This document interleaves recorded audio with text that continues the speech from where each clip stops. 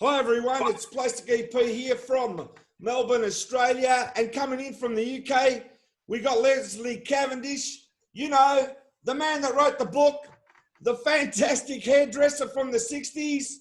As I said, we did part one and now we're going to do part two because it's so fascinating. How are you today, Leslie? I'm good, thank you. It's good morning from me and good evening to you, I take it. Do you like my Batman backdrop here? It's great, isn't it? I love it. I love it. Where's your cape? You're so funny. Now listen, Austin Powers has got nothing on you, all right? I wish I lived in the 60s in London how you did, because it must have been totally fantastic with all the beautiful women walking around, and there must have been like, I don't know, just the fashion, that it was the vibe. It was like the center of the world in London in the 60s, in the 60s. Am I right or not? Well, you're right, but you know, it was an everyday norm. You know, you look back at it and yeah, it was exciting, but you know, to see fashion and girls in mini skirts and great Vidal Sassoon haircuts and colour, you know, why not? That became the norm. You know, then it suddenly, you know, from coming from grey skies and grey buildings and everything, suddenly the whole place was lit up like Technicolor. So yeah, not a bad way to live your youth. I think we all enjoyed it. Well, I was about 12 years old, I think. Do you like my T-shirt? And your T-shirt, oh, that looks like a zebra crossing. I wonder what that could be. My God. Right, exactly. The zebra crossing. Now, listen, I did some research on the internet and I found a deleted scene from the movie Magical Mystery Tour, and it shows you walking into the dining room and the Beatles are in front of you. Now, and that's fantastic. What do you got to show me there? Well, I'm going to show you, when we went on the coach, it's, you know, as I said, no one, told you last week, no one really knew where we were going, so we were just heading down to Cornwall. And, you know, we were stopping off at places and not going to places, as you said, got stuck on the bridge. So we ended up finally at the Atlantic Hotel. A whole group of us there, they obviously knew we were coming, so there was a whole big dining table laid out. And if anyone can see this, this is a picture of me and Paul McCartney next to each other. There's Aunt Jess, Ringo's friend, on the bus, and we were just all sitting there, and lunch was being served, and it was just all sort of going down to, you know, going out and having lunch with someone. You didn't think that you were sitting next to Paul McCartney. Everyone there was normal, natural people sitting next to George, John, and Ringo, and as I said before, they weren't playing the big stars. You know, it was part of, although it was still being filmed, it seemed very natural. And that was a great thing. There were none of the sort of, you know, like you would get today, makeup people patching, you know, putting the makeup on Paul's nose because it was shiny or the hair wasn't quite in place. The whole thing was done as it was, as you see it. The only sad thing about the whole thing was that it was shown on black and white on Christmas Day, or Boxing Day, where it should have been in colour. It did come out in colour later on, but the whole thing of you know, I'm a Walrus, and even the coach, you know, the beautiful coloured coach, came out in black and white. But you know, I saw everything in Technicolor, day and night. That's amazing. But also I want to say, you know what I liked about the first interview? The fact that you said this was done 2 weeks after Brian Epstein had passed away. That's a big factor. Because the fact that they carried on after that, that's pretty amazing under those circumstances. So when you take that into account, I know that when they showed this Christmas time, I think it was, on the TV, people didn't know what to expect. But what do you want to expect when the Beatles are actually making their own film and they're being themselves? It's unique in that fact there. Now you look back at it and it's even more unique. And the fact you were there makes it even more unique. Well, someone had to be there. Right. That's right. So, yeah, you know, it's only now, I do look back and I know it's such an iconic thing, the Magical Mystery Tour, you know, roll up for the Magical Mystery Tour. How many times people have sung that? I was on a coach trip. I look back at it, I was very lucky. I was on it, and I'm lucky I'm here to tell you about it. And I'm pleased to tell you. But Leslie, you got to understand something. The Magical Mystery Tour, right? I mean, we're outsiders and we think, what's this? The Magical Mystery Tour, right? And it's mind-blowing for us. But at the time, it wasn't mind-blowing for you because you were just doing your everyday thing. But look, what you got to understand is, you got to understand where I come from. I'm talking to somebody now that was on the Magical Mystery Tour, on the bus, when it got stuck in the bridge, in the fish shop, going around the countryside, and I'm talking to a living person that was there apart from the Beatles, and you can't top that. And in 10 or 20 years' time, people that want to know about the Magical Mystery Tour, they'll be watching this video because the things you say are just totally amazing. Well, this is the situation. This was, as I say, if you can see that, that's us in the fish and chip shop. Yeah. It's the only time that I became the fifth Beatle, because there's John, George, Ringo, Paul, and yours truly, wearing the leather jacket, or the suede jacket there. And I'm convinced that Ringo said no vinegar on his chips. I can't swear on that, but I'm sure that was happening. But these are great scenes, you know, that weren't in there. It's on the latest one. This is another one, which was the group photograph. If you can all see that, where we're in front of the coach, and really one of them was the actual picture was, can you spot the fourth Beatle? And the one that you couldn't see was John Lennon. But how do you know it's John Lennon? Come on, viewers, I'm sure you would know which one was John. The one with the hat and the feathers.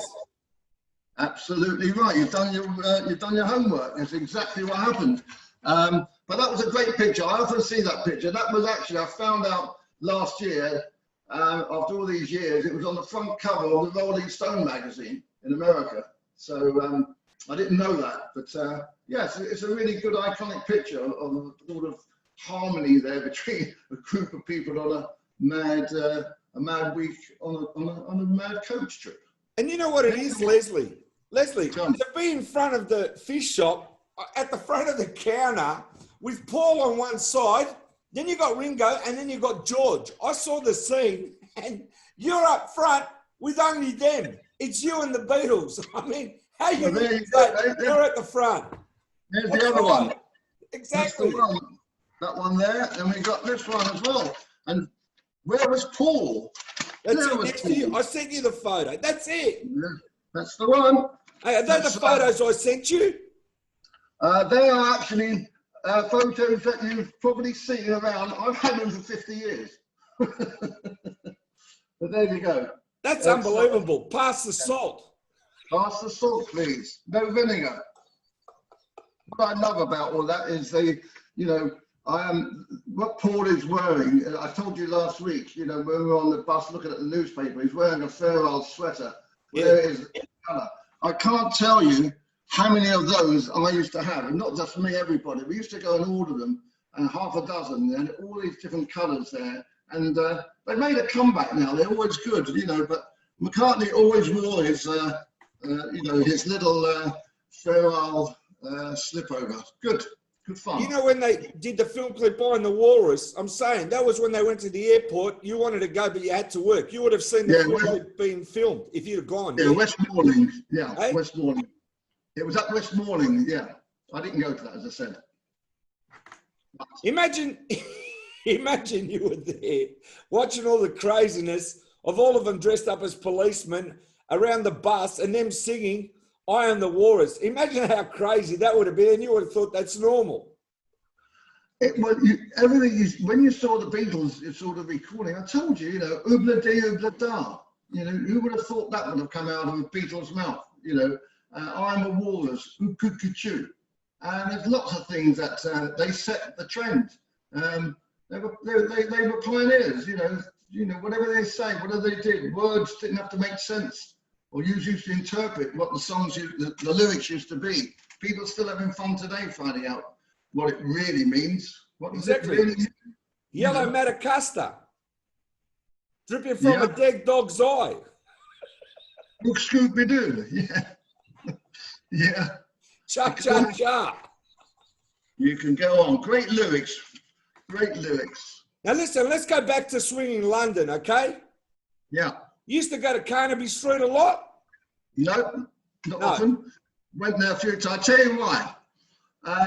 Carnaby Street in the early days, there was a guy there called John Stephen, He was a Scottish guy. He came down, and it used to be a place where you could walk down, and before it became trendy, it was one of these little places that, for instance, you know, when the Who went down there, they had these, you know, their T-shirts with the famous Who logo on. Well, that was just in a shop, you know, they went and bought them.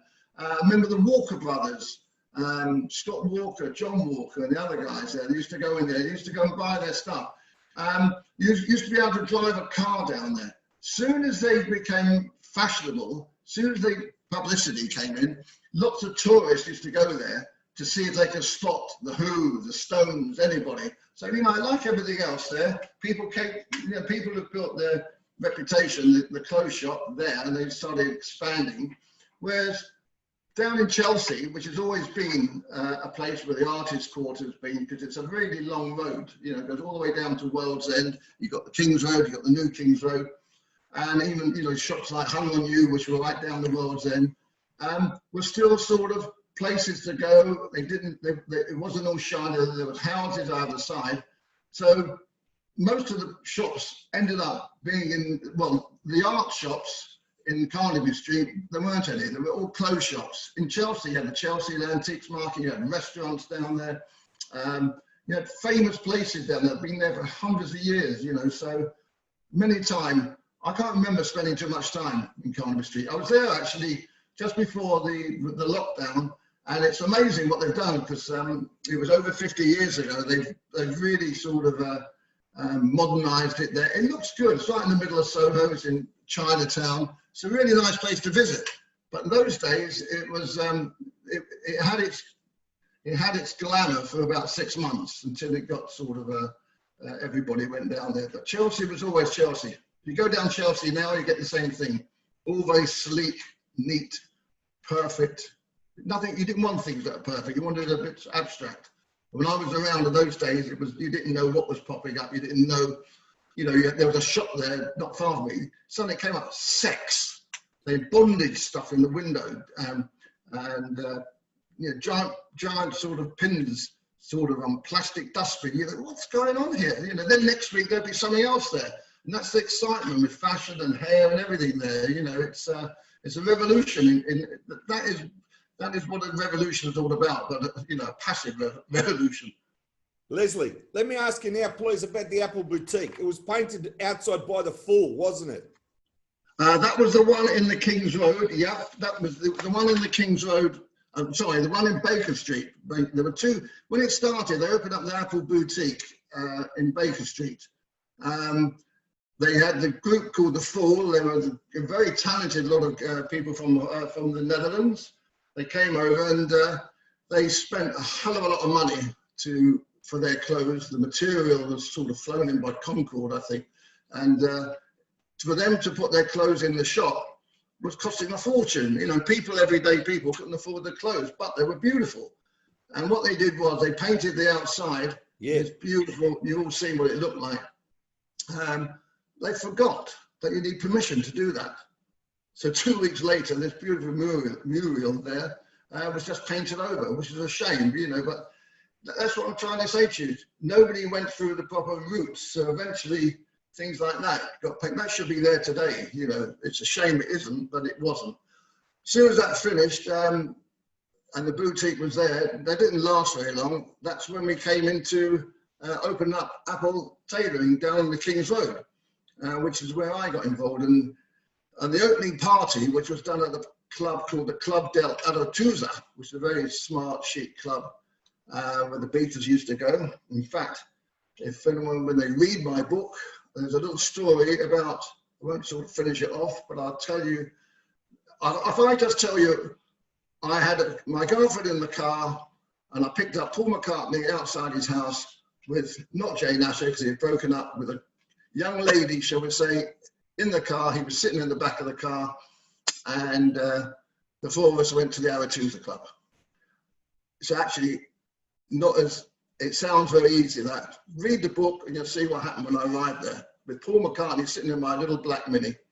Anyway, getting through that, we opened up the shop. They had a party there, and it was the first time that John and Yoko were seen out in public. walking down the King's Road, coming down to the shop, and there's great pictures of John outside Apple Tailoring. The press were there everywhere. And we went downstairs. The party was carried on from the Aretusa down to our shop. And this was taken in the basement of the shop in the King's Road, which is quite a great picture. You'll see the type of clothes that we were all wearing. And there's the picture there. And you've got John Lennon, you've got Amanda Lear, you've got George Harrison, you've got John Criddle, and then you've got me in the corner there. There I am. And we were just downstairs drinking, celebrating this new venture that we were all involved in. So it's not the everyday type of launch party that you're sitting there with Lennon and George Harrison, but again, it was all very normal. It wasn't, I'm Lennon, I'm Harrison, let me sit in the front, it was just the very cool guys, It was a cool time. Leslie, can I ask you, now I heard that the Beatles, they owned part of a balloon company. Do you know anything about that? No, I don't actually. Tell me more. Okay, what I heard is when they did the film clip, All You Need Is Love, they had a lot of balloons there. Right. And I heard a rumor, I don't know where I read it or whatever, that they were part owners in a balloon place, a factory or something. I don't know if it's true or not, but this is going years back, that may be a fact that they had an interest in a balloon business. Possibly. It wouldn't surprise me. Wouldn't surprise me. I wonder what was inside those balloons. I don't know. Did you know Magic Alex, the Greek guy?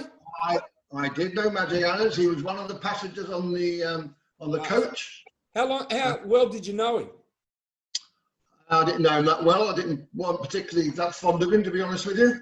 I found him very aloof. I found him a bit of a up your bum type of guy. Okay, that's fine. We yeah, won't go there. Don't worry. I just wanted to know if you knew him. No, I tried to say hello to him. He was like a big favour to say hello to people. But there you go. Now, also, I want to ask you, with Patty and her sister, did you... Jenny? Yeah, that's right. Did you go out with them a few times? Did I go out with them as I mean, as friends. You all went out, yourself, your girlfriend, and they went out with their group of friends and you met up? No, I used to see them at the clubs. It would always be a hello and yeah, but never... I mean, I used to go to a few dinner parties with Patty and Ringo and Barbara Bach in London. Yeah, I've done that a few times. Yeah. Did you know Eric Clapton? I'm just putting out names. Oh, I didn't know them. No, I didn't know Eric at all. I'm a great fan of his. Jimi Hendrix? Used to see them. I used to see these guys at a club a club called the Scotch of St. James. Yeah. The Scotch of St. James is a club. It's called the Scotch, really.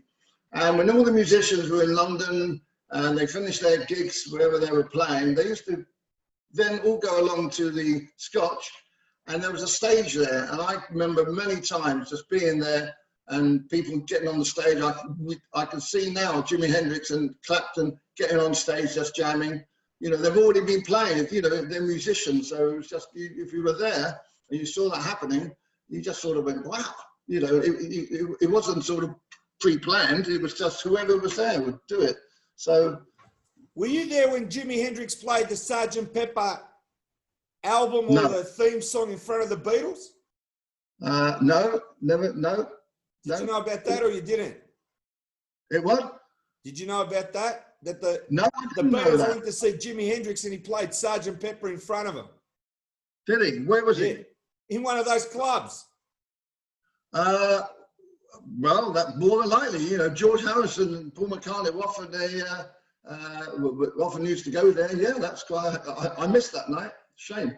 Can I ask you now, with the everyday problems of the Beatles? I'm just interested. All right, you got to start telling me a couple of things that no one knows. All right. Did George Harrison ring you up and say, "I can't start my lawnmower," or "Can you come here, Leslie, and help me out with something?" Or Paul rang you up and said, "Listen, I'm moving my piano out in the garden," or "I got Ringo's drum set. Can you come and help me do something?" Or "I'm building my pergola outside, you know, the one that's like a hexagon. That thing that he had in his backyard. Can you tell me about that? That like sun thing they had? They did. They had this. Well, he did. All I remember is that, Martha. You know who Martha was? The dog. Paul's dog. Martha, my dear. A lot of people think that Martha was a relation of Paul's or someone. I told you, my dog Ernie, who my book is dedicated to, my rock and roll spaniel, used to play with Martha in the garden there. I think they may have christened it, not with champagne. But no, it's just one of those things there. There's a great picture of Paul in there as well. No, they had people to do their odd jobs. I was doing my job. I've seen a few photos of his backyard, and he's got, I'm just saying, the house opens up and it's got a very long backyard. Is that right? Yes, it is. Very big, yeah. That's pretty good for London, isn't it? It's pretty good because it's in a place, as I said, Cavendish Avenue, and they're lovely houses with big back gardens there. Not enormous, but, for that part of London, but it's, it's a nice location. St. John's Wood, it's open, it's nice. It's not a bad. In 1965 or 64, he bought that house. Did Paul ever say to you, here's a piece of sheet music, or wrote this, just take it? Or did he sign something, want to give you something? Did he ever want to give you something you never asked for? Apart from a cup of tea? No, he did give me something that I didn't ask for. Well, that I did ask for, but he gave me something that was a little bit more than what I asked for. So I told you before, I'm just looking because I've got it here. I didn't ask for his hair, and I didn't ask for his autograph or anything at all. I didn't want all that. The memories I have are up there and in the book, by the way. So but I have a cousin of mine, and she absolutely was and is a Beatles fan. And when she knew I was doing it, she said, please ask Paul for his autograph. And I kept saying, look, I can't do that. I don't want to do it. And she was going on. I was sitting there, and I suddenly just looked, and I thought, I'll ask him. I said, Paul, can you do me a favor? I've got my cousin. Her name is Lynn. Could you please just sign something? Please just say to Lynn, Paul McCartney. Just do it for me. I'm sorry I asked you that, whatever.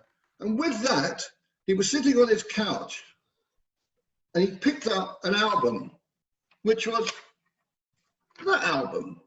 Revolver. I think we know that album, Revolver. And he picked it up, and he looked at it. I looked at it. And then he wrote on the back to Lynn. But before he did it, I opened up the middle, and it said not for sale. Okay, that's the record. Revolver, not for sale. Promo. It's a promo record. Yeah, it's his. It's his album next to it. And then he writes on the back, and he writes, to Lynn, best wishes, Paul McCartney, Dave Clark 5. Now, can you tell me how I knew? I didn't know. That wasn't pre-planned, what I just asked you, and you already had it there. How's that work? That's because we're on the same wavelength. No, that's true, isn't it? It's true. This was not pre-planned. This is all live. This is something that I find quite amazing, because the question would be from Mr. Plastic EP would be, why has he put Dave Clark 5? Why would you put Dave Clark 5 there? Okay, this is why I tell you he put Dave Clark 5. My theory of it. I don't think he ever signed that anywhere, anytime, any place in the world ever, except on that occasion. As I said to you before, I used to have a lot of conversations, and we used to talk about music, we used to talk about this, and one of the other things we used to talk about was, he used to say, who came in the salon today? So in the newspaper, I had a newspaper article every week. So I used to they used to ring up and say, Leslie, who came into the shop today? Who came into the shop? So this is not a bad, there. Can you see that? Yeah, I'll read it. Can I read it? Yeah, you can read it. Okay, hold it there. Both Ringo Starr and Paul McCartney had haircuts by Leslie Cavendish last week, and Paul has opted for the fringe of the early Beatle days. Leslie also accompanied Robin Gibb to the top of the Pop studio for the last minute snipping before the show. See page 7. Unbelievable. there you go. So while we're doing that, I used to say to Robin came down, Barry, Peter Usher came down, but every time I saw him to say, yeah, Dave Clark came down, Mike Smith from Dave Clark 5, Lemmy came down from Dave Clark 5, Dave Clark 5, and all over the time I used to see him, I used to talk about Dave Clark 5, only because the conversation would be who came in. It must have really got on his nerves that I kept saying Dave Clark 5 to him. And he said to me, the reason why he said, I don't know, he said, maybe you should have been Dave Clark's hairdresser, not mine. So I said, okay, for a joke. And suddenly in his head, he just put down, and Dave Clark 5. Can I see that again, please? I've got to see it. Hold it. To Lynn, best wishes, Paul McCartney, Dave Clark 5. He did that for you. That's why. Yeah. Yeah. He did it to stick it to you. Yeah. And here is the Christmas card that I get from Dave Clark 5. And I used to say to him, can you see that one? But don't tell me you used to show me that he used to show him the Christmas card from Dave Clark 5. No, I didn't. But this came in. It was funny that the whole thing was Dave Clark 5, and suddenly he writes Dave Clark 5. You know, it's just really strange because we used to get Christmas cards from Apple. I've had some from Peter Asher. You know, people used to send me the cards there. Dave Clark 5 there. And for that moment, you've got to remember as well, who knocked the Beatles off the top of the hit parade in America? But that's great. Yeah, but I want to ask you, how close were you to Dave Clark 5? Did he talk to you all the time? Yeah, I used to see him. I used to see him a lot. He had this, I think he's still got it, this penthouse in Mayfair above the Curzon Cinema. And yeah, I think I told you last week, I got invited to a lovely party there with James. Paul was there too. Yeah, he was there. Paul McCartney likes Dave Clark 5 too, otherwise he wouldn't go. There you go. They were mates.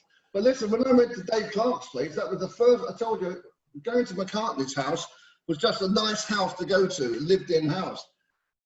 I've never seen a pop star's house, and Dave Clark had a pop star. It wasn't a house; it was a penthouse.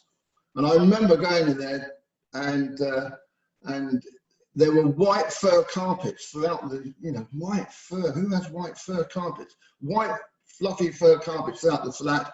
He had a jukebox. Never seen it on those jukebox, flashy lights, overlooking Mayfair, and I used to say to him, I had a Rolls Royce as well. And I used to think to myself, this is what a pop star, this is what pop stars do with their money. Never thought about that with the Beatles, but I thought about that with Dave Clark. Nice guy, very talented guy, very shrewd business guy, and very likable group as well. A lot of the guys in the group were fabulous guys, down to earth. The Beatles were known as the Liverpool sound, and Dave Clark 5 was the Tottenham sound. And yeah, that's right. Did you know Mike Smith? Very well, lovely guy. What a great voice, Mike Smith. Tragic what happened to him, but he's a was a lovely guy. Liked it. But I'm saying, of all the groups, you were closest to the Beatles, weren't you? I was closer, more work-wise with the Beatles and going on thing there, but yeah. Don't say Dave Clark 5. Don't say Dave Clark 5. Good clients, though. Very good clients. Be good to your clients. Remember their clients. But it's so funny. Now listen, I got to know about Hermit's Hermits. Did you know any of the Hermit's Hermits? Didn't know. No, none of the Hermit's Hermits. Never. Right, I'm going to call out names of 60s groups, all right? I don't know why I should call them out. Go on, I don't care if I'm off track, all right? I can tick anybody off. Go on. The Rolling Stones, ever roll in? I saw the Rolling Stones. I used to see a lot of Brian Jones, not on a personal level, clothes-wise. My only time I ever cut anyone's hair from the Stones was Mick Taylor. Cut Mick Taylor's hair. Yeah, good guitarist. Terrific. Who else from the 60s British groups have you cut hair? Manfred Mann? No, we went through that. No, I can't. I bet you can't even remember half the people that came because they didn't tell you they were in a group. I didn't know. There's someone called Tony Ashton, Gardner and Dyke. Great band, trio, lasted 2 minutes. Joe Cocker was part of a little while there. all the disc jockeys from Top of the Pops used to come in. One of your guys from Australia. Samantha Just. No, she was a Mickey. DJ. She was on Top of the Pops. Mickey Dolenz. Yeah, very good friend of the Beatles, Mickey Dolenz. Have you met him? Friend of the Beatles. No, but had the lockdown hadn't been in, he was a guest of honor at the New York Beatles Fest, which I've been invited, which I've been there twice, and he was guest of honor last year. So there was a good. Oh no, he's also supposed to have done in Delray Beach, Beatles on the Beach, which I did last year, and he was guest of honor there. But it didn't happen. None of these things happened. People missed out. It's a shame. A name's coming through too now. A name's coming through, the Kinks. Ray Davis and Dave Davis. I bumped into Dave Davis 4 months ago, and I had a lovely chat with him. He lives not far from where I am. I recognise him, and I chat with him in a coffee bar. I had my picture taken with him because I'm a groupie. I never asked that of anybody, but I went to. If anyone's got a chance, they do it again. I went to see Sunny Afternoon, which is an incredible musical play about their life. And you know, if you never read it or understand what Dave Davis is all about, he's a very interesting guy. Totally opposite to his brother, but yeah. Great. Now listen, great. I got to know about film stars, because you got to understand, during the 60s, James Bond was as big as the Beatles, if not bigger. I'm being honest. When we talk about movies, not in comparison to music, but James Bond was like, you got to understand, even here, it's British. It's like, that's our guy from MI5. You know, that's truly British. That guy is like, you know, the Queen and Prince Charles, and that they love James Bond. And all of Britain loves 007. Like 007 was the 60s idol of the era. It's true, isn't it? Yeah. Well, James Bond, I told you, I met George Lazenby. One of my great, my neighbour for 10 years was a guy called James Hunt, the world Formula One racing driving champion, 1977. I could be wrong, 76, 77. Well, he used to live in Marbella, which I spent a lot of my time there, even now. And who was his next door neighbour? He flew me over to cut his hair, James, and his neighbour, who just popped over, was Sean Connery. And they used to play golf together. And, you know, you talk about looking at a James Bond icon. Well, I'm looking at Sean Connery, you know. He never asked for his blooming haircut, which is a shame, because I could have added on, you know, his name to the list. But I had a little chat with him. How's it going, Did you give him a haircut? No, missed out. He's got a good set of hair? I think he used to wear a toupee. I had a good, yes. Now listen, I've got to ask you something, all right? Because you and me are close friends now. My wife said to ask you, look at my head. Yeah. What sort of haircut would you have in the 60s? And be honest. What now? Well, even now, but let's say I was like I am, but I was in the 60s. What would you have cut then, and what would you cut now? Wear it casual. Wear it casual to the left. Do I look all right? There ain't much you can do about it, but you look okay. I'm actually got to ask you something, right? This is true. I actually got my hair like short for my age. Yeah. Does that look suit me? I'm asking you seriously. It suits your personality. It suits your personality. Your hair is your personality. Your face is your personality. And also, I'm going to be bald here. Should I worry about it or not? I would worry about it. I would worry about it because you can't. Don't worry about it? No, I would go a bit shorter on top. You go a bit shorter? I think I need a haircut because of the pandemic. I would think so. I'm always looking for hair advice, free hair advice. Yeah, well, there you go. I'll give you a free advice. Wear it casual. You know, it would have been fantastic to have known you in the 60s and like hanged out with you. I reckon that would have been groovy. Like, really? Groovy. I don't know if you would have liked hanging out with me. Can I ask you, in '69, when they did the rooftop concert, did you know about it and go and see it? I was there. Were you there? I was there on the day by coincidence, I have a great friend of mine, I told you, a lady called Chris O'Dell, and she rang me up. As I say, I used to go to the Apple offices. She rang me up and said, Leslie, come over. There's something happening today. I said, well, nobody wants their haircut. You know, I'm at work. She said, just telling you to come over. So I went over there. I walked in the front door because I was allowed. No one sort of asked me any questions because they knew me. I was walking up the stairs and I saw all wires and leads going all the way up to the rooftop. And when I saw, as I say to you, I like sort of working my way in wherever I was there, and went to climb up, and there was Male Evans there, like a bodyguard. He said, sorry, Leslie, he said, the roof was very small. It was also a very cold, windy day. And I stayed underneath. So I was basically, if anyone knows the building, I was on the 3rd floor. And next thing I heard was Jojo was a girl from Tucson, Arizona being belted out. Finally, when it was all over, I realised that I knew there was something going on. Obviously, I can hear it above me. Walking down the stairs, if you go on the look at it on the rooftop session, you'll see my lovely girlfriend Chris O'Dell sitting next to Yoko. So it was nice to have friends, shall we say, in higher places. So they're playing above you on the floor above where they're standing. You're underneath that floor. Is that right? That's correct. Yeah, underneath. So How amazing is that they're standing on your head? They're standing actually on my head, all 4 of them, and the crew. Amazing. Yeah, but listen, how loud must it have been? Because it was so loud in the street. So how loud was it then?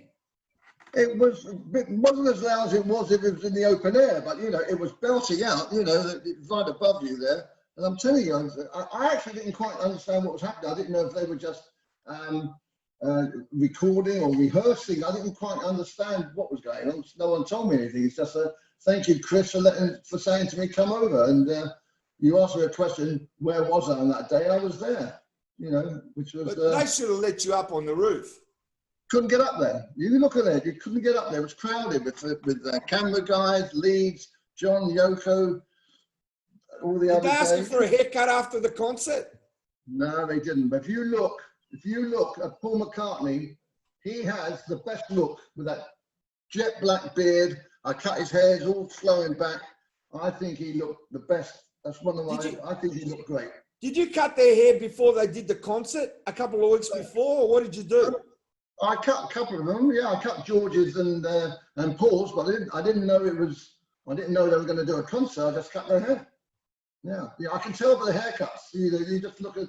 I go through every album of the Beatles, and I tell exactly where I come in and exactly where I go out. And it's not until you get to Let It Be, and that album cover where it looks like. I remember showing it once to my grandmother, bless her, and I said to her, she used to look at me and she said, oh, she used to cut the Beatles' hair. She said, I thought you said, she showed me the cover, I thought you said you cut their hair. And I actually did. I said, you weren't going to believe this, but it was a compliment in a funny way, because to cut your hair and look like you haven't had a haircut is, I think, the answer to men's hair. Those days, nothing worse than saying, oh, you've had your hair cut. This was, it was meant to be. Those haircuts. It was cut in a way that it could just, blow. And that comes from Vidal, when you cut hair and it can, shake your head and it falls into shape. That's a sign of a good haircut. Not just on me, but anyone who knows how to cut hair. So what I'm saying is, Leslie, can I ask you, after the concert, right, then you came out, and did someone say that's the last time they're playing? Or did the Beatles say that to you, or did you go somewhere with them, or they just went home? No. Can you imagine, or you can't imagine, the time they finished, the people outside, the press and the police. No, I drifted into anything. I probably left as well. I also had to go back to my business. I was, my 11 o'clock or whatever it was, client was waiting for hours. Where have you been, Les? So I just had to go and see the Beatles play a rooftime concert. So I can clarify the time. What time was the concert and what time did it finish? And what time did you go back to work? Can you tell me? I can't remember, but I'm sure one of your listeners will tell you. But I'm sure it was a very cold, windy day, probably around lunchtime, maybe. someone's bound to write into you and say it wasn't it. They'll give you, someone will give you the exact time, you know, by the second, the minute. But whatever it was an incredible experience. Again, you know, people used to say to me, "Where have you been?" Whatever. You know, it sounds a bit flash. Oh, just watch the Beatles do a concert. So just keep quiet and just memorize it all in your head and accept it and think it was nice. These are nice memories to have. It's good. That must have been very good. You must have been. I don't know what arrangement you had at work, right? But I mean, they must have thought, where is he going and what is he doing? Well, those days I was working for myself, so I That's okay. Yeah, I was okay. So you had time for the Magical Mystery Tour. You had time for the Let It Be concert. Yes, I've got the thing, but I'm going to tell you what I did. You talked last week. I told you about John Lennon going bald. Is that right? Do you remember that? That John Lennon was going bald. Do you remember that story? Yeah, we said that story last week. Okay, so I'll tell you another story that happened to me. So I go with Paul McCartney. I'm sitting in his bathroom upstairs in his bedroom, and we're talking. And I just said to him, "I haven't seen Jane for a while. You know, his girlfriend, fiance." He said, "No, she's away filming in Bristol. I think it's something called Taming of the Shrew. She was doing, Shakespearean actress. She is." And I casually just said, knowing that he's not working, I said, "You're going to go down to the film set and watch her?" And he said, "No, you know, if I do that, then the whole attention goes away from them to me, and they ask questions about when the Beatles coming back, this, and we're going to go on the road again. So I don't go. I'm still doing his hair." Then I said, "I suppose when she finishes, you're going to be able to go on holiday, which would be nice." He said, "Same problem, Leslie. Can't do it." So I just said to him, "That's a shame." I said, "Ever thought about going in disguise?" And he said, "Like what?" You know. And I said to him, "Well, you know what? Why don't I cut all your hair off?" And I said, and I'm cutting his hair in the mirror doing this, and I've got his hair all pulled back, pushing it back. And he said, "Like what?" I said, "I'll cut all your hair off." And I said it as a joke. And he looked at me right in the mirror and said, "Go on then, do it." I said, "What, you serious?" And he said, "Do it if you want to." So I did, and I cut his hair, and I made him a skinhead. I cut his hair so short. I had a beard at the time. You may not recognize me, but this was the headlines. And what happened was, I don't hear anything of it. All I'm thinking about, that when I cut his hair really short, and he was looking like a Beatle, and I cut his hair that short, I'm thinking, what about if Brian Epstein gets $1 billion request that the Beatles got to appear in New York next week, you know, and suddenly Paul comes up with a short skinhead haircut. And I sort of laughed it off in my head a little bit. And again, I left there thinking, my God, I've just cut a Beatles hair really short, you know, not telling anybody, obviously. Next thing I know, about 6 weeks later, there's a picture in the newspaper that says, and I'll tell you exactly what it says. What does that say? Short hair Paul fools the fans. Nairobi. Nairobi. He went on safari. I get a thing that says, "The barber who made Paul a skinhead." You're making headlines and you're not even trying. That's a story and a half. So what happened was, it was quite amazing, because obviously when he comes back, the story ends up going, oh, so he went on holiday, came back with Mal Evans and Jane Asher. So they did go on a holiday, and obviously they said, "You've had your haircut. How did you do it? Who told you about, you know?" And that's how I got really great publicity. This is Paul McCartney on safari. That's how short his hair was. Look at that. Would you know who's Paul McCartney? No. You wouldn't, if I didn't tell you that now. And I got loads and loads of publicity from that. It was, you know, you got things like that. But I got to say, Leslie, I'm just saying, at that time, you look like a model yourself. Did you get in the office to go and model? No, it's a model. Why? No. I was a hairdresser. I'm not. No, but you're not listening, all right? Yes. You want to sign me up? People like you that are on the in crowd, somebody must have come up to you and said, "I might put you in a movie, not the Magical Mystery Tour, or you'd be a good actor, or you'd be good to do commercials, or you'd be good to sell soap." Did that never happen to you in your whole life? They said to me I was a good hairdresser. That was enough for me. I couldn't sing, I couldn't play guitar. Yeah, but you look like a model. I can look like a lot of things. That's not my fault. I'm just saying something. I'm very nice of you, and I wish you were around at the time. You could have. I told you I was 12 years old. What are you talking about? An offer I couldn't refuse. 66, I'm 8 years old. 69, I'm 11. This is why when I talk to you, it's like, that's great. What was it like? I got no idea. Yeah. No, there was there were so many people. I won't say so many people like me. I was a hairdresser, and there's actors around and photographers. Look at the photographers around, good-looking guys there taking pictures there, and it was exciting. That's what we were all about at the time. The ego was if you're going to I started doing hairdressing, and I ended up coming to Beatles hair and doing that. That was enough for me. You can't go higher than that, but I'm trying to say you're the same age group, aren't you? No, I'm a bit younger. Okay, there you go. There's your foot in the door there. Look, what do you want me to do? What do you want me to do? I had a few offers. I had a terrible experience. Nearly had a terrible experience. Again, it's in the book. But if anyone's seen the film Once Upon a Time in America with Brad Pitt and that new film, I forgot the other guy's name. It's all about going there, about the Sharon Tate murder. And I get a phone call one day at the shop. The guy gets on the telephone and he says to me, "Hi, my name's Jay Sebring. I cut the Beach Boys' hair. I do Frank Sinatra's hair. I do every single person's hair you can think of. And I understand you do the same, Leslie. Why don't you come to the States? I'm thinking of opening, we're going to do products. We're going to have salons. I'd love you to be involved in it." And I said, absolutely fine. And suddenly he turned around to me and I said, actually, Jay, can we wait for 3-4 weeks? I was doing a lot with the Beatles at the time. He said, sure, give me a call. We'll get together. I'll fly you out there. In those 4 weeks, I see a picture of Charles Manson when they went and killed Sharon Tate, who was 8.5 months pregnant, and hanging next to her was the hairdresser, Jay Sebring. And I was supposed to be there, so there you go.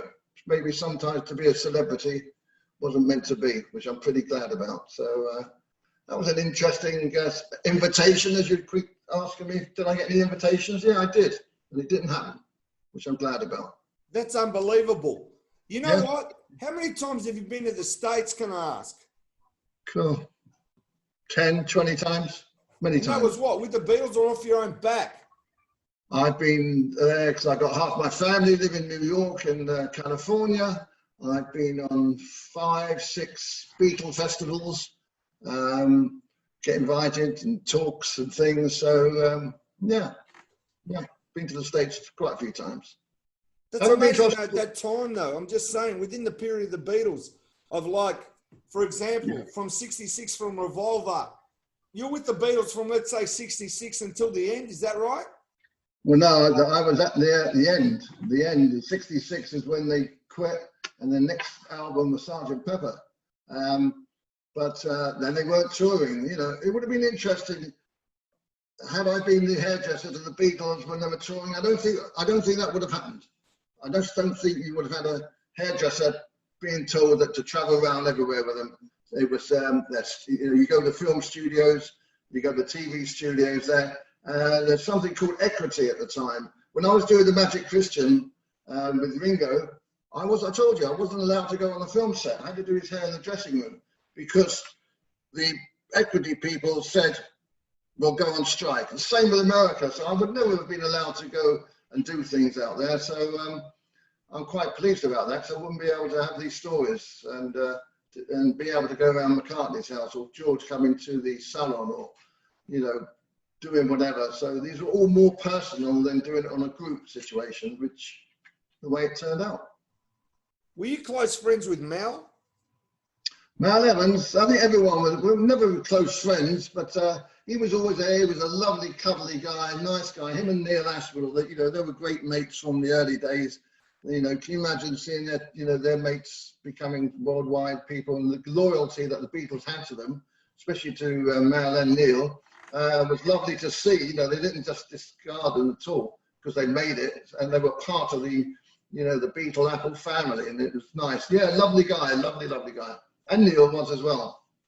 Used to see his wife. You know, I think I did her hair a few times, Neil's wife. But yeah, they were nice people. There were a lot of nice people you dealt with. I told you, you know, within the Apple organisation. You got a few that weren't, so you know, like you do in any organisation. But overall, it was a fun place and good people. Leslie, this has been fantastic. It's been riveting, this second interview. Can you tell me now, with your book, where's the best place to get your book? Well, the best place to get my book, I'm doing it. You can actually get it from my website, www.beatleshairdresser.com.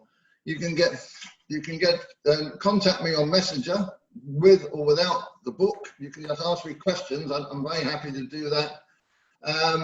Or you can get it from my publishers, which is almabooks.com. But, you know, if you get it directly from me, I'll sign it personally.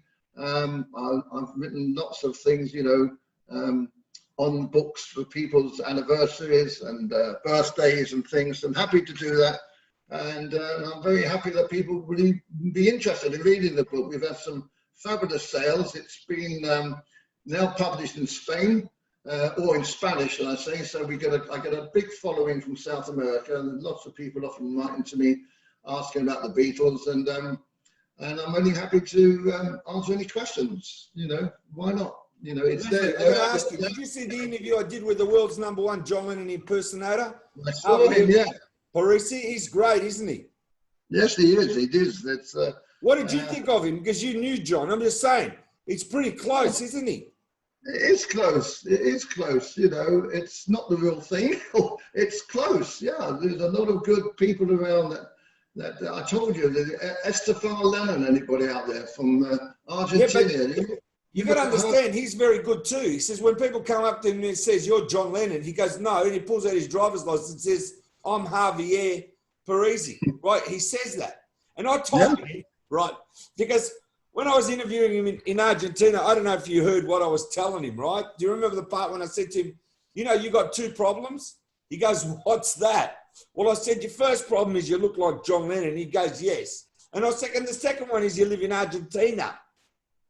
And I said, "You know why that's a problem?" Because I said, "You know what happened to Hitler? They thought he was living the life in Argentina, and everybody that, you know, disappears or whatever, they go hiding in Argentina." And I said, "How many times have you walked down the street and people think that you're John Lennon?" He says, "It happens to me all the time. I got people ringing me up on my phone telling me that I'm John, and I'm telling them I'm not." And then you know what he said that I really liked? He goes, "Elvis is around the corner and I'm meeting him for lunch." You got to understand, you can't get better than that if you take it like sarcastically. I mean, we know the real world. It's like these stupid rumors about Paul being dead. Can you put an end to it? Because you know Paul. It came out in '66. I mean, what do you know about it? Did Paul ever joke to you and go, "These people think I'm dead and I'm not"? Did he ever say anything? Yeah, we both said something. What did he say? Well, I told you, I was doing his hair. The rumor, I had to give a rumor. I just squashed this rumor that Paul is dead, and they asked me how I knew, and I told you, if you go like that with your hair, it breaks. People's hair breaks in all different places. Paul's hair breaks just there. And I'm at home doing his hair. Obviously, I've already thought this is such a stupid thing to happen, but as I was putting his hair back, all the way back, I sort of pushed it and let it go. And I said to myself, just before I did it, what about if it doesn't fall there, it parts there? And as I did it, it parted exactly the normal spot, right? You can't make that up. And I said to him, "Paul, I want to tell you something." He said, "What is it?" And I said, "Just to let you know that you're not dead." He went, "Oh, gee, thanks." And we laughed. You know, he knew about it, you know, and he knew all about it there. But, you know, there's me saying to him, "I can confirm, mate, you ain't dead." He said, "Thanks a lot." So there you go. No, but see, that means a lot too now. Because Plastic EP has like evaporated that rumour now because you're his hairdresser and you know his head. You'd know if he had fake hair, and you'd know if he's the fake person. Is this true or not? Absolutely, 100%. He was so 100%, you could say Paul McCartney never changed, his hair never changed, and the part in his hair or whatever he had in his head never changed. Never. It's called a break in the hair. Is there any features? I mean, now you've done his hair. I don't know if you're still cutting his hair or not. Are you still cutting his hair? No. Okay. Is there any features about his head you can tell us? I can tell you. The way the hair falls. Okay, so I won't ruin the end of my book. But when I went to meet Paul again over 50 years later, I said something to Paul McCartney in the very early days.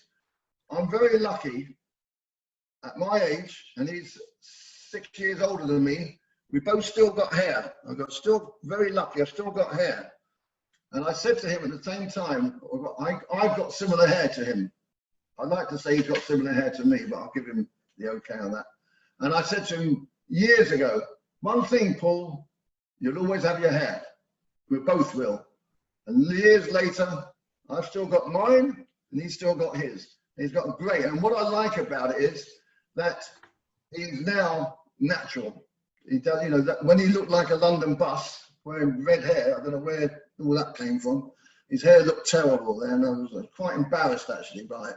And I told a couple of interviews that someone asked me about his hair once, and I said, yeah, it looks like a London bus. Now his hair looks great. It's grey, it's long, and it's always what I said. He's got great head of hair. So yeah, you know, and his hair still breaks in the same spot. I keep spotting it in case of the intruder creeps in now and again. And I'm saying his nose or eyes or mouth haven't changed, have they? No, I don't do his manicures, but I'm sure they're I'm going to destroy this myth out there because you're like the source, you know? Destroy it. Destroy. There's a couple of people in America that's selling a lot of books out there with this Paul is dead. I've had talks to these people. They've tried to convince me. I've even been accused of being part of the conspiracy. How about that? Yeah, I've had that. You know, Leslie, yeah, we know about that. We know that you're being okay. You've been told not to say it. You know, give us a break. Can I ask you something else now? Do you remember the part he had a bike accident or something and he did something to his teeth when he does the... That was before. That was just before I met him, and that was supposed to be the whole thing when he had a scar there and this. Yeah, what happened there? What happened there? You have accidents. You have a little scar, you have a little this, they heal up. I've got a scar that happened to me. How did he do that? Was that on a bike or something? No. Who, me or him? Him, not you. Him. He had a motor. I think he had a motorbike crash or a car crash. You know, he was like a motorbike, wasn't it, or something? I don't know. I'm just asking. Something like that. It's well documented, but he lost a tooth, and then he's doing that clip. He's doing what is it? They do Rain and they do Paperback Writer, and he's got a tooth missing. That's right, at the park. I'm going to tell you, I don't know that, but I'm going to tell you the last thing here, as you just said it, Paperback Writer. There is a picture of, I'll tell you a quick story, and I'm sure we come to the end. One of the great things that happens to me, and I meet a lot of interesting people. I happened to reach one of the richest men in the world about 3 years ago, a guy called Jim Irsay. He owns the Indiana Colts, NBA. Very, very powerful guy. Also a really nice guy. His entourage asked when they came to London to if I would give him a Beatles tour, a personal Beatles tour to this guy. Not only that, I went to meet him, and he was also a collector of rock and roll guitars. His best friends, Bob Dylan, George Harrison was, and he came to London and he bought the Gretsch guitar that Paul McCartney, that John Lennon played on Paperback Writer. He paid $530,000 for it. That's him, and that's me with the guitar. Okay, that's a $500,000 guitar I'm holding with him. He's worth $3.8 billion. That man. He's actually Can you bring that picture just a bit forward a bit? Just bring it closer. More. Stop. Unbelievable. Okay, here you go, folks. Here you go. There's John Lennon with the same guitar. Yep. And there's me with the same guitar. Stop right there. Unbelievable. Unbelievable. And that's all for 500 and what? 13,000. $530,000 he paid for that. Did he buy Ringo's drums? He bought Ringo's drums, Ludwig drums. He paid $100,000 then. The only thing he hasn't got is a Paul McCartney guitar. Can I just say, the drums that Ringo had and he played on the Ed Sullivan show, how much did that go for? At the time, Jim bought it for $100,000. He's got it in his, if anyone goes to Indianapolis, you can write to him. It's not open to the public, but he's got guitars that his favorite guitar, Jim Hurst's favorite guitar with the Lennon guitar is Jerry Garcia's from the Grateful Dead. He's got these guitars there, absolutely amazing. But I sat and had an interview. Jim and I sat for three and a half hours in the penthouse in London, and he filmed it. And all we talked about was the Beatles, his involvement, what made him love the Beatles, and fascinating guy, you know, sitting there talking. But you can't sit. 3.5 hours. I spoke to him about this. I thought he was getting bored or whatever, and it was going on and on and on and on. And amazing people to meet. And this guy, forget the billions he's worth.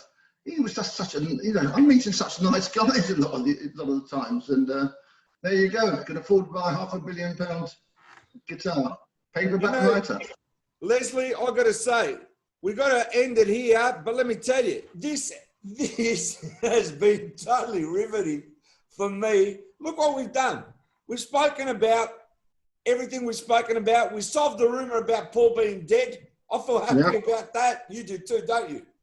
I like it. He ain't dead. Right. I've loved this interview. You've been absolutely fantastic, Plastic EP. I thank you all very much for that. We've done part 1, part 2. I'm sure we could just make a mini series out of this. But no, we are. I don't want to tell the people anymore. All I want to say is part 2's over. We'll leave it to that. And as I said, you make sure you go out there and buy Leslie Cavendish's book, because you're only getting the surface from me and him. If you want the real facts, they're in the book. Please do. That's right, isn't it, Leslie? It's absolutely right. And please contact me if you buy the book or not. If you want to know anything about the Beatles, I'm very happy to give as much information I can, or my own personal information that I can. I won't tell you anything that's not true. Otherwise, that's fake. We don't want fake news. So take care, everyone. All the best. I'll just ask you one more question. Did you used to watch the Saint TV show, Roger Moore? Yes, Roger Moore. Loved it. Did you used to watch it? Yes, I did indeed. Did you cut his hair? No. Okay. No. He was too chic for me. Too many people. Scissors can only go so far. All right, Leslie, I've got to ask you everything I can, all right? Yeah, anything. Keep See ya. going.